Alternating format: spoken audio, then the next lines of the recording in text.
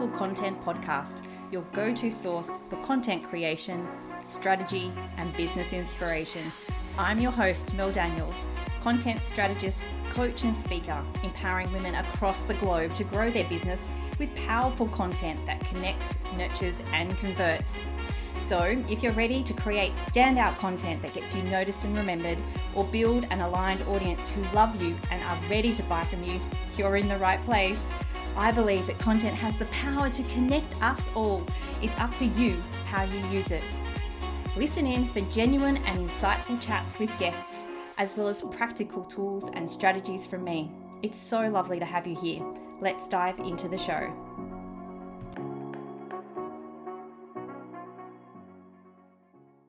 Hello, beautiful people, and welcome to episode 81 of the Powerful Content Podcast. Today, I have with me the amazing Lauren Hamilton, founder of Digital Narrative. So Lauren knows small business. The child of self-employed parents, she has founded 2 businesses herself and helped hundreds of her fellow founders grow their businesses through smart marketing solutions. After a 10-year career in media sales, business development, and marketing, Lauren founded Digital Narrative in 2014 with the goal of helping small businesses punch above their weight in the online arena. Today, Lauren leads a team of talented marketers who create websites, including their new website in 1 week product, which I'm sure we'll touch on today, content marketing strategies, and digital ad campaigns that elevate small businesses to new heights. She is more passionate than ever about encouraging business owners to back themselves and their dreams through investing in quality digital marketing services. Welcome to the podcast, Lauren. Hello, thank you for having me. It's such a pleasure to have you here. Now, I love in your bio, Lauren, how you mentioned that your parents were self-employed. So many business owners don't have that opportunity to see self-employment in action or what it actually looks like to run a business.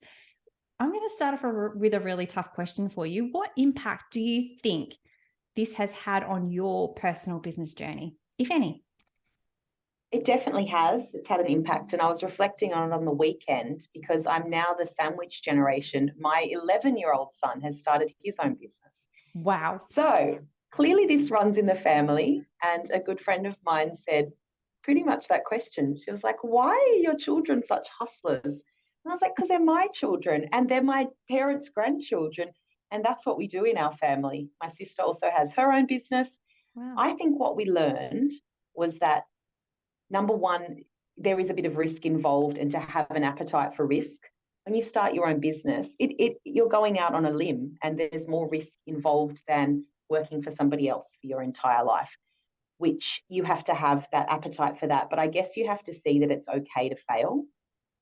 So because I've started 2 businesses, the first one I folded, I wouldn't say it failed, but I had my second son, and my first business was actually doing food tours on foot in all the sort of cool inner suburbs of Sydney. Now, I managed to keep that going through having my first baby. The second one would not drink from a bottle. He never drunk once from a bottle once in his life. He would only be breastfed. When I tried to do a tour, my mum, who was minding him, would have to bring him to me, and I would feed him in a bathroom at one of the stops. Mm-hmm. And that just became clearly like I couldn't keep doing that. So I closed and sold that business and started this business instead, something I could do at home with my child on my boob and keep working throughout the day. I think that attitude comes from my parents, where you kind of get knocked down, you get back up again, not to quote that ridiculous song. But yeah, that tenacity and backing yourself comes from them. And I think the resourcefulness, so 2 very different businesses. My dad started a big and ultimately very successful tractor and farm machinery business on the south coast where I'm from. He had a second outfit, so he had 2 dealerships at one point, worked all the time. I never saw him, which left my mum home with 3 kids. Not to be outdone, she wanted to retain an income and keep her skills current, so she started her own little sort of cottage industry of typing and doing secretarial work essentially from home with her own ABN, which was not that common 40 years ago. So I saw from her that resourcefulness of watching children and stuffing envelopes at the same time. And she would have us helping with those projects when we were really small. So it's definitely in the blood, and just looking for that opportunity to turn to turn a profit from something that you're able to do at your own pace in your own environment. I love that so much, Lauren. And firstly, can I just say, I never knew that you did food tours. I did not know that about you. So to learn that is really quite fascinating. But I love how you mention your resourcefulness. So the ability to switch from that business of food touring to something that was a little bit different because of the stage of life that you're in. And I think that that is such a beautiful lesson for so many of my listeners to take away today, is that business is about a stage of life, isn't it? A season of life, and fitting it in with your life rather than letting it run your life. Absolutely. And I think the thing that we have to remember as small and micro business owners, so I recently went to a function with Mums and Co, who defined micro as under 5 employees, which would be many of your listeners, many of my friends, myself. Yes. I've got 3 employees, so that would be me. Micro businesses are even more resourceful and resilient than small businesses.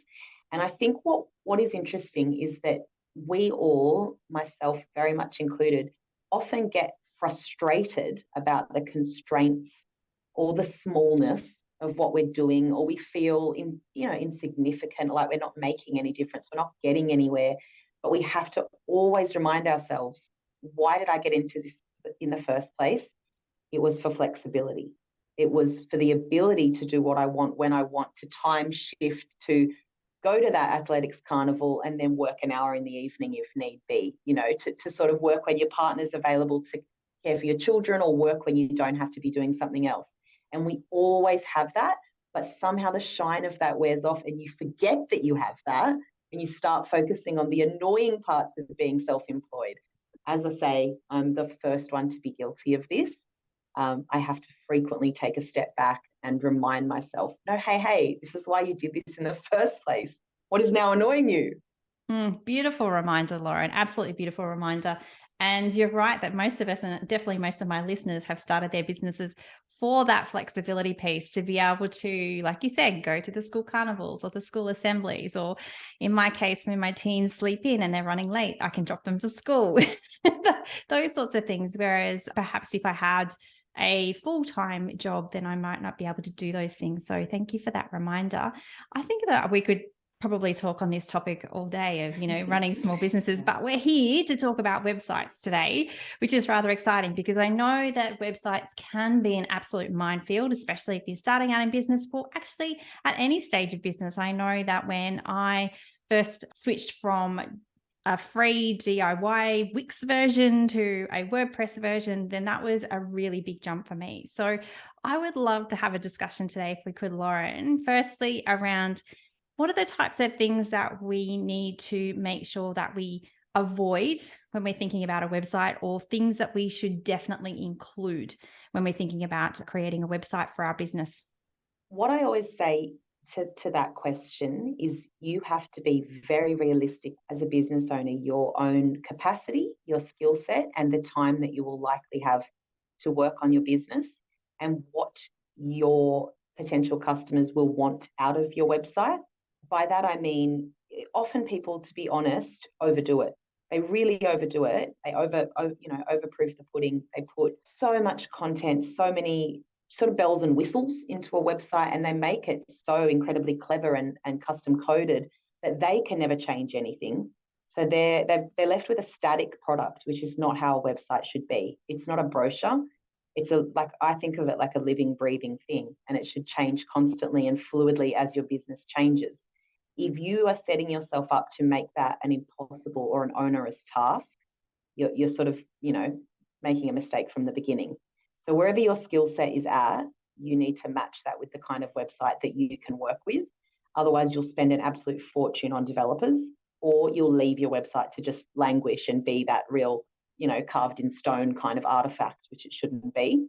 And then the other point that I sort of started to make then is around excess complexity and not really thinking deeply about your target audience and what they are seeking when they go to your website. How are you able to match what they're looking for, their needs, with your offering? reflecting on that and, ensuring that you're capturing as much as possible, that you're capturing visitors and giving them a reason to leave their details with you. So it's not a one-time untraceable transaction. I'm going to pick up on one point that you've just said then, Lauren, and that is that your website is not a brochure. Now, that is a really interesting concept because I do often think of my website as a set and forget thing. Like, okay, I've worked with my developer or my designer, I've come up with the copy, we've plonked it onto an online space without thought to perhaps what do I need to update as my business changes, as I change as a person, as my ideal clients change. So what sort of things, Lauren, should we be thinking about updating or changing perhaps on a regular basis? I know that this is something you do, so I think you should give yourself more credit, but it's things like adding blogs, adding podcasts, adding new pages where they become relevant, refining service offerings, adjusting prices is critical. Inflation continues to mean that we have to charge in line with what our cost of living is. So being able to make those changes, and that might seem like, oh, sure, anyone can do that, but absolutely not. I work with clients that honestly, they have a lot of shame and sensitivity around their tech skills. They make profuse excuses before we even begin. Like, I'm sorry, I'm really stupid. I don't know how to do this. I'm like, you're not stupid. It's hard. Not everybody knows how to do this stuff. I don't know how to do a bunch of things. But that's why I said the point of matching your capacity to your web platform is important. And I think from Google's perspective, it hates a static website. You can't leave your website just, a monument in stone. As I said, it has to keep changing, and you have to keep adding content to pacify the Google search bots. So even if humans were extinct and we're just pleasing Google, we have to keep adding content. So the very basic is plugins that add your social content to pages, for instance. The next step is that monthly or fortnightly blog or video or podcast piece, so fresh content being added to a page. Another obvious one is a portfolio page where you keep adding that. You should be adding testimonials as they come from Google Business or wherever you gather reviews. They should be added in as well. So all of that live and continuous sort of self-creating content, you need to be replicating it on your site. Fabulous. I love those suggestions. A couple of things that I wouldn't have thought of is adding testimonials as they come in. So like you said, even if they're on Google or if you specifically ask for them as part of your offboarding process, which I do, then that's a great way to actually refresh your content as well. Now I'm going to ask you, just copy and paste. Yes. And how easy is that? That's so fantastic. Now I wanted to ask you a question around fresh content and the fact that I think that some people create content for content's sake. So what would you say to, someone who perhaps has been told that they should create a blog every week just because kind of thing? So what kind of content should we include on our websites that is not just content for content's sake? Is there kind of things that we need to think about? Absolutely. So one of my sort of core skills is SEO for small business, which is a different animal from SEO for Coca-Cola.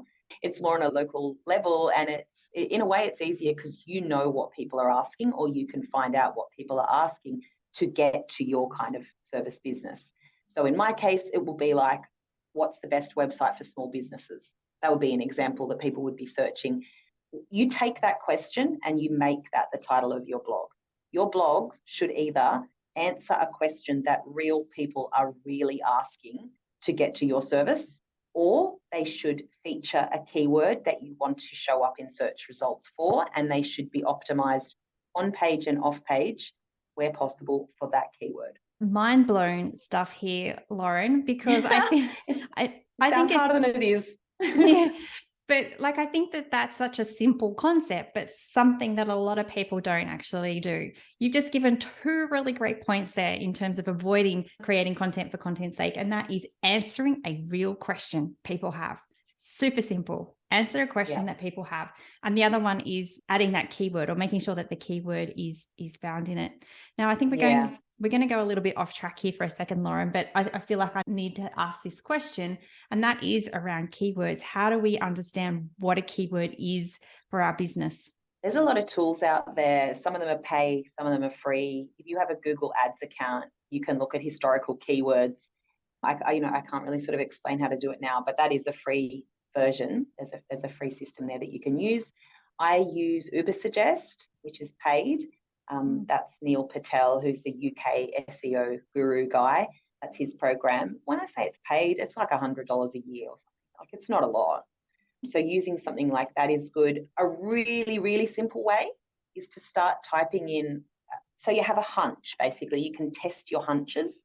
So let's say that I've got a hunch that I think small businesses, when it comes to websites, are typing in what kind of website should I build. If you start to type that in Google, what kind of website, it will autofill. You might have noticed this before. So if you start to type lasagna and it autofills lasagna recipe easy, you know how it does that. So if you start to type what you do, let's say content marketing, you might find that it fills in help Sydney. So you might then create a blog, which is where's the best place to turn for content marketing help in Sydney. So you are literally responding to what you can see Google is auto-suggesting or filling in for you when you go to search something that you sort of want to be found for. That's a really easy way to do it. The next step is something like free, like Google AdWords tool, which is in the ad sort of dashboard. And the next step is using a paid SEO management tool like Ubersuggest or SEMrush, one of those. There's quite a lot of them. That way you can find the keywords. The other thing that I think, just from an SEO perspective, is I want to be really clear, you don't scatter keywords and synonyms for them like sprinkles on fairy bread throughout your blog. There are places that you put it, you be single-minded. If you are talking about content marketing, don't then also chuck in a bunch of other keywords just, on a wing and a prayer. That's not how it works. So content marketing, which I would never advise really that we tackle because it's too competitive. You need to look for something a little bit more unusual than that really to succeed. You put content marketing in your title, in all of the metadata, which is the name of the photo that you add, that alternative text of the photo, in all of the things, every place that you can find, you put that keyword and you have it once every 100 words approx in your body copy, sounding very natural. You make sure that you've got at least a 300 minimum word count for your blog, and that's your on-page SEO done if you do that. Oh my goodness, there's so many amazing tips there, Lauren. I love it so much. And I love how easy it could be to get going. Like you said, just simply starting to type into Google. If you have that hunch, if you have an idea of what people might actually be asking, Google's going to fill in the rest for you. So fabulous tip there. So if anyone who's listening is stuck for any content ideas, start a Google search and see where it takes you. Now, in that discussion about SEO, you did mention about types of website, and we've touched on it already during the episode around understanding what your tech ability is and understanding what's right for you and what's right for your clients. Now, when we're thinking of creating a website for our business, are there things that we should really be kind of ticking off to determine which sort of website that we need? Now, I know that I'm going to butt in here for a second. I know that you have a quiz, an amazing quiz, and I'm going to put the quiz. I love quizzes, and I'm going to pop the link to that in the show notes around the best type of website for you. But can you just kind of give us a little bit of an indication of, how do we choose what sort of website? There's so many different platforms out there, so many different types. What kinds of things should we be looking for first? Yeah, I mean, unless you are selling something online, and I know some service businesses, my own included, sell their services as products. So you might have a package that you literally get people to buy, or you might have ebooks and things like that. If you have e-commerce needs, Shopify is often the best solution. If you are reasonably technical and you want something really, really customized with a lot of bells and whistles, which generally tends to be larger businesses or people like you and I, Mel, who do know how to do the basics of web stuff ourselves, you might want a WordPress site, which both you and I have. For the vast majority of people, we recommend, and our most popular package is a Squarespace site. Squarespace has a lot of pros and really no cons that I've come across. The main one for me is ease of editing. Like, it's so simple to edit, and there are really good online video tutorials that you can learn how to do almost anything. So our clients at Digital Narrative like to generally keep the costs low. So after we build them a site, they can then add all the content and continue to make updates themselves. That's the first point. The second point is we're able to build it fast. That's why it's called Website in 1 Week, because Squarespace is a drag and drop builder, which means it's much faster to get built in the first place and to change things. And finally, it's security. Squarespace websites are almost never hacked. I have worked for 10 years on all different types of websites, and I've never had a Squarespace site be hacked. WordPress sites, including my own and all of the client sites that I work on, are generally hacked quite regularly. I work on one that is hacked every single week, and we have to remove malware. Yeah, it's an ongoing problem, and it's got high level security because WordPress is reliant on plugins. Often the plugins are the portal for the gremlins.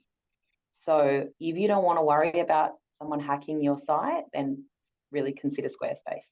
Shopify is pretty good for that too, but you might not need that. You're not having a store, you don't need that.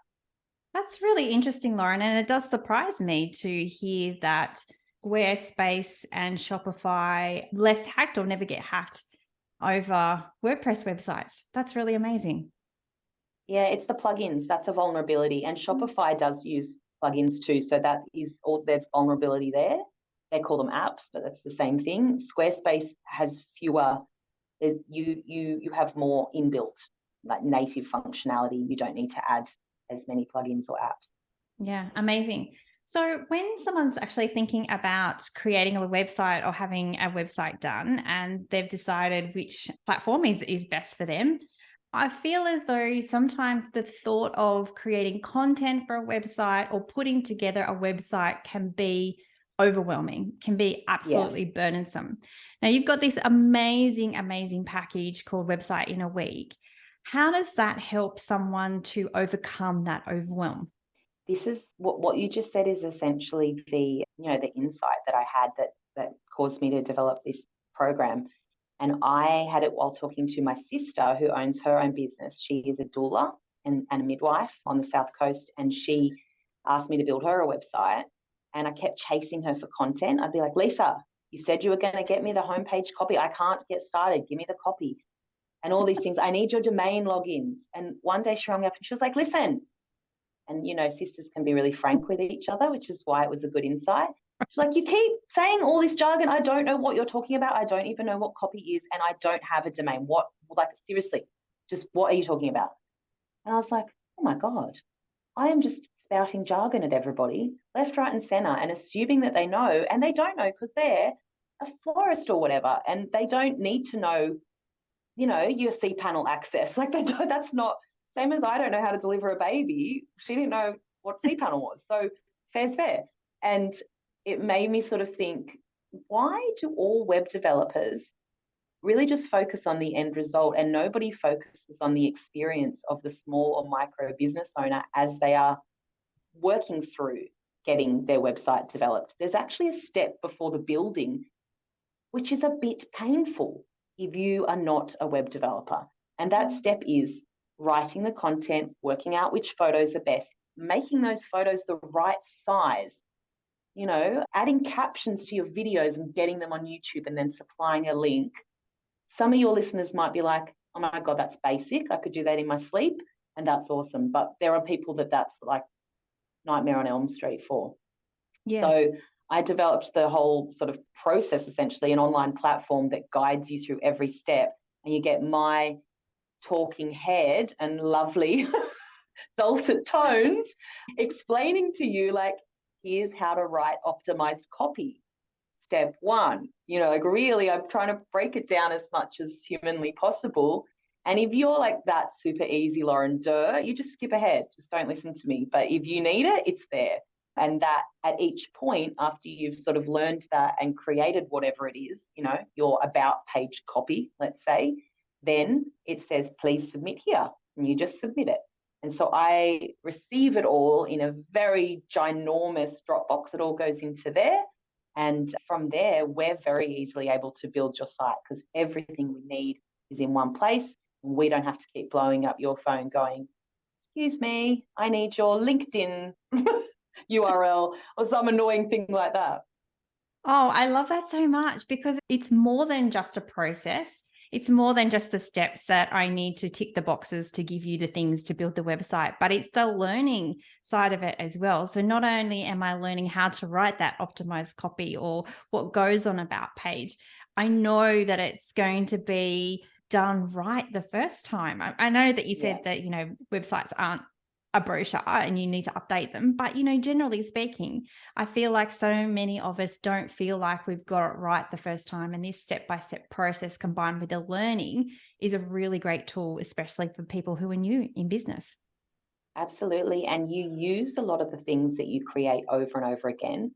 So one of the steps is creating your logo in Canva in several different variations and how to remove the background from your logo, for instance. Now, you need that over and over again. You're going to overlay your transparent background logo on 50 different things when you start a business.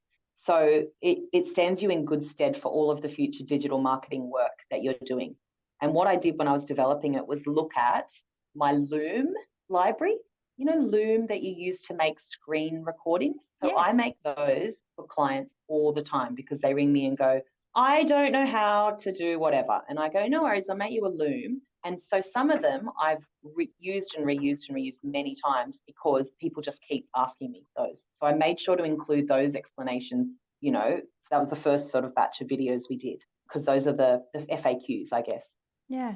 And your website in a week, if people want to learn more about it, where do they head? Yeah, it's got its own URL. So websiteinOneweek.au. Fabulous. And I'll make sure that that's included in the show notes as well. This has been such a super interesting discussion. And I think that we've kind of went off a little bit of tangent with SEO, but just to understand, the basics of websites and to know that they are an ever evolving piece of our content ecosystem as well. And they're not just a set and forget, I think is a really important point as well. Now, Lauren, I am all about women owning and using their superpowers. So I would love for you to share with us, what do you think your superpower is? Contrary to what you may have experienced in this podcast, I believe my superpower is demystifying concepts for normal people. Yeah. And I didn't really realize it until actually somebody gave me a testimonial which said that.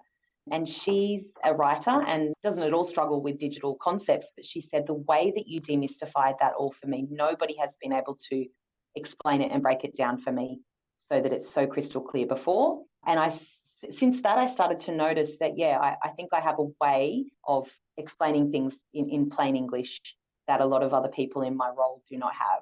So even for my children, I find that I'm very good at demystifying concepts and often giving metaphors or analogies to just make it really clear. Yeah. Well, do you want to hear my favorite? Yes, please. It's a content one. I always say that content marketing, I use the Bolognese rule. It's called the batch cooking or Bolognese rule. Yes. I mentioned this on a Mums & Co podcast once. Yeah, that's my favorite. And man, I use that every day. So every single bit of content you create should be like a giant batch of Bolognese mince.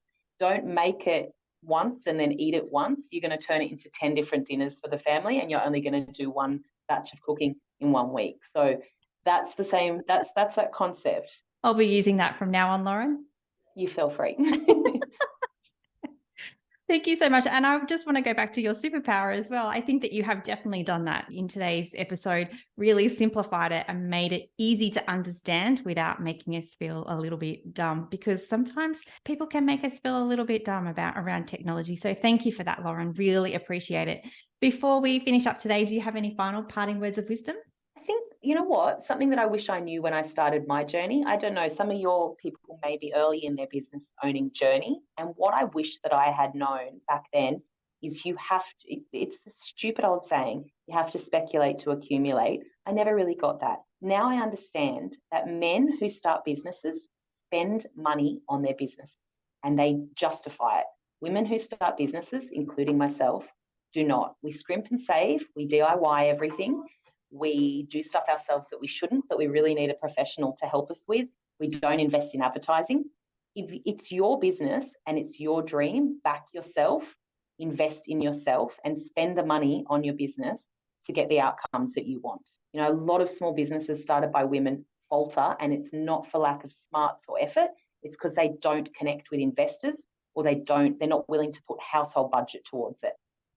So really, I think take a lesson from me. I've done that twice over, and I've finally learned my own lesson. Hopefully some people can learn from my mistakes and spend that money, you know, run those ads, get that good website that you deserve, and do it now. There's no point doing it in 6 years when you've struggled on for 6 years. Thank you so much. That is very wise words for, you know, to encourage women to invest in themselves, because you're right, we don't do it enough. Thank you so much. Not enough. Yeah. And thank you so much for coming on the podcast today, Lauren, and sharing your wisdom with my listeners. I truly appreciate you being here. Oh, I loved it. Thank you for having me. Thanks so much for listening. That's it for another week. To get more powerful content in your life, make sure you're following along on socials. My handle is @meldbusiness. And just in case you're wondering, the groovy music for this podcast was created by Just Here on SoundCloud. I'd also be super grateful if you took a moment to rate and review this podcast so more amazing women like you can experience the power of content. And if you're like, hell Mel, stop talking, I'm ready to work with you now, here's how we can work some powerful content magic together. Firstly, come and join the Content Effect, my membership inspiring women with service-based businesses to ditch the content chaos and start creating stand-out content that gets you noticed and makes sales. You can join us by using the link in the show notes, or just Google the Content Effect. The second way we can work together is via my one-on-one packages. We can create a sustainable content strategy or start to build out your client journey. It's up to you. Pop on over to meldbusinessservices.com.au/services to find out more. Until next time, have a beautiful week and embrace the power of your content.